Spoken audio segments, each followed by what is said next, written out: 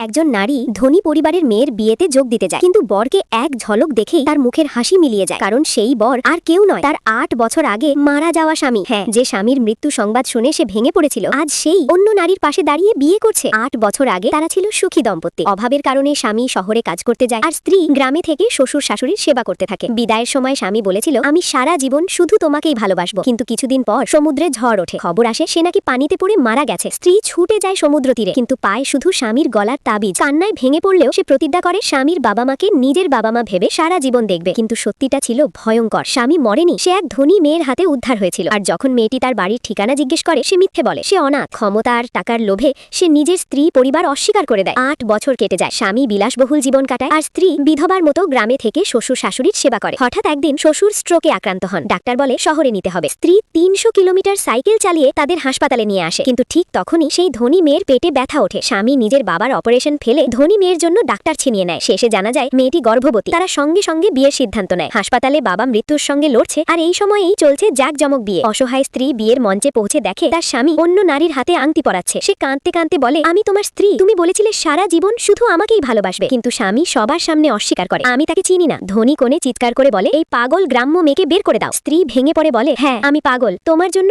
৮ বছর অপেক্ষা করেছি বলেই পাগল। তোমার বাবা মাকে নিজের বাবা মা ভেবে সেবা করেছি বলেই পাগল। তুমি কি একবারও আমাকে সত্যি করে ভালোবাসোনি? ঠিক তখনই স্বামীর বাবা মা বিয়ের ছবি দেখে জানতে পারে তাদের ছেলে বেঁচে আছে। তারা ছুটে আসে বিয়ের মঞ্চের সত্য প্রকাশ করতে। ৮ বছরের ত্যাগ, অপেক্ষা আর বিশ্বাসঘাতকতার মুখোমুখি দাঁড়িয়ে থাকে এক নারী যে শুধু ভালোবাসতে জানত, কিন্তু প্রতিদানে পেল নির্মম প্রতারণা।